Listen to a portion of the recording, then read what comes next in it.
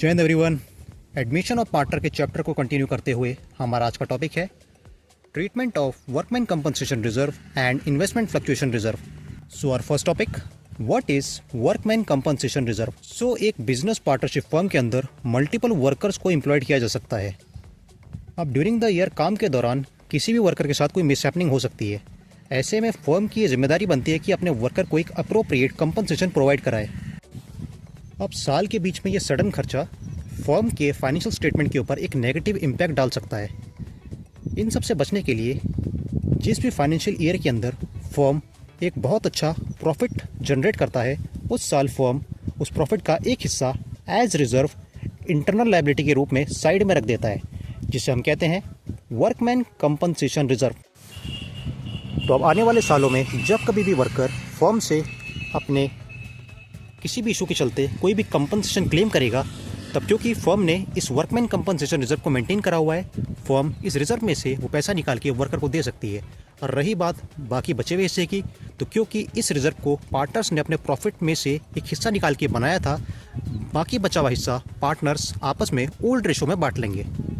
तो चलिए अब एक क्वेश्चन की हेल्प से सीखते हैं accounting treatment of workman compensation reserve. तो ये आ चुका है हमारे सामने हमारा क्वेश्चन।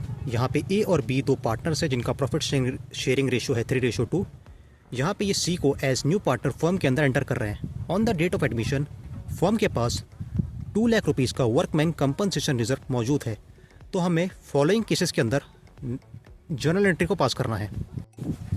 यह आ चुका है हमारे सामने हमारा केस नंबर 1। तो यहाँ पे वर्कर फर्म से 50,000 रुपीज़ का क्लेम मांग रहा है। अभी हमने देखा है हमारे पास क्वेश्चन में 2 लाख रुपीज़ का वर्कमैन कंपनसेशन रिजर्व मौजूद है। तो इस 2 लाख रुपीज़ के रिजर्व की हेल्प से हम ये 50,000 रुपीज़ का क्लेम आराम से सेटल कर सकते हैं और बाकी बचा हुआ 1,50,000 ओल्ड पार्टनर्स अपने ओल्ड रेशो में बांट लेंगे। तो वर्कमैन कंपनसेशन रिजर्व जिसका अब हम इस्तेमाल करने जा रहे हैं और अब वो ख़त्म होने वाला है, तो वो जाएगा अपने नेचर के अपोजिट यानी कि डेबिट की तरफ। Provision for workman compensation claim जो वर्कर को मिलने वाला है वो जाएगा ऑन क्रेडिट, और बाकी बचा हुआ रिजर्व जो कि पार्टनर को मिलेगा, ये पार्टनर के लिए एक गेन है, तो उनका कैपिटल अकाउंट जाएगा ऑन क्रेडिट साइड। तो हमारी एंट्री बनेगी workman compensation reserve account debit ₹2 lakh, to provision for workman compensation claim ₹50,000 जो वर्कर को जा रहा है, to A's capital account ₹1 lakh, to B's capital account ₹50,000 in old ratios. यह आ चुका है हमारे सामने हमारा केस नंबर 2। यहाँ पे वर्कर फर्म से 2,30,000 रुपीज़ का क्लेम मांग रहा है। अब हमारे क्वेश्चन में हमारे पास 2 लाख रुपीज़ का वर्कमैन कंपनसेशन रिजर्व है और वर्कर का क्लेम आया है 2,30,000 का।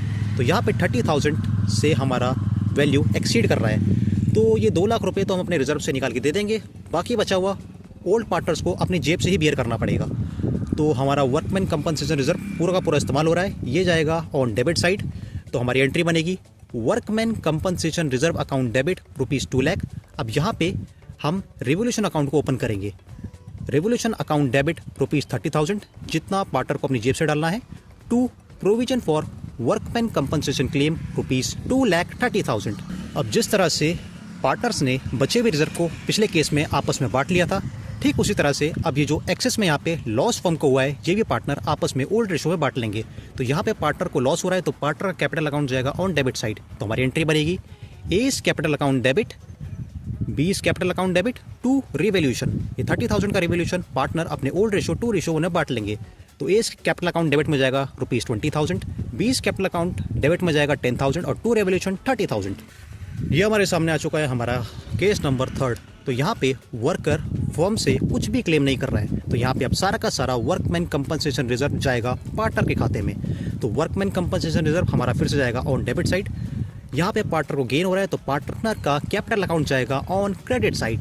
तो हमारी एंट्री बनेगी workman compensation reserve account debit ₹2 lakh, to A's capital, to B's capital. अब यहाँ पे ए को मिलेगा अपने ओल्ड रेशियो के हिसाब से ₹1,33,333 और बी को मिलेगा 67,677।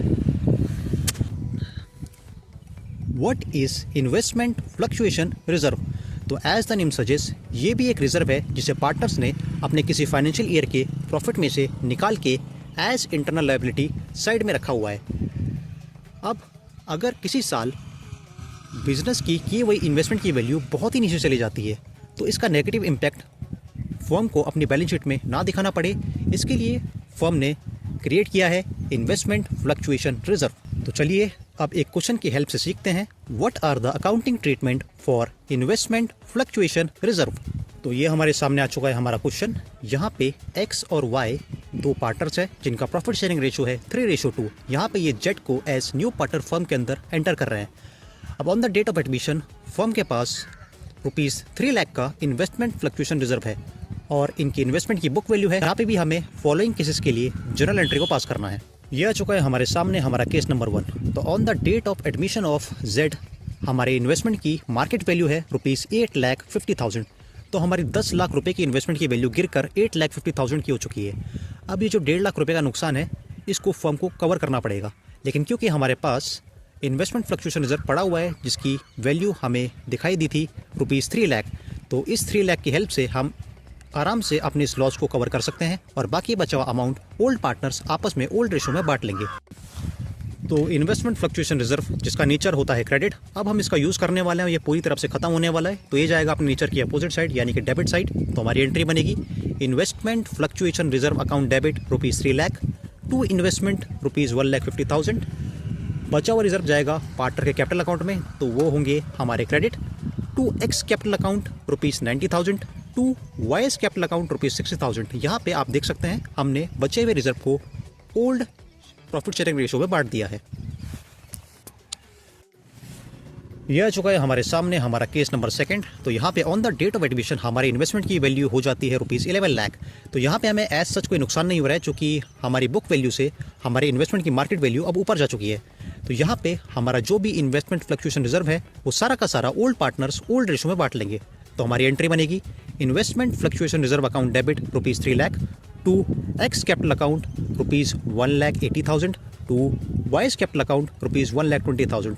आप फिर से देख सकते हैं कि कैसे हमने इस रिजर्व को पार्टनर के ओल्ड रेशो में बांट दिया है। जब कभी भी हमारे रिजर्व वाले क्वेश्चन में हमें लॉस होता है तब हम रिवैल्यूएशन को दिखाते हैं ऑन डेबिट साइड, लेकिन क्योंकि यहाँ पे हमें फायदा हो रहा है और हमारी एसेट की वैल्यू ऊपर जा रही है तो यहाँ पे हमारी एंट्री बनेगी investment account debit to revaluation account. यहाँ पे हमने रेवोल्यूशन अकाउंट को ऑन क्रेडिट साइड खोला है।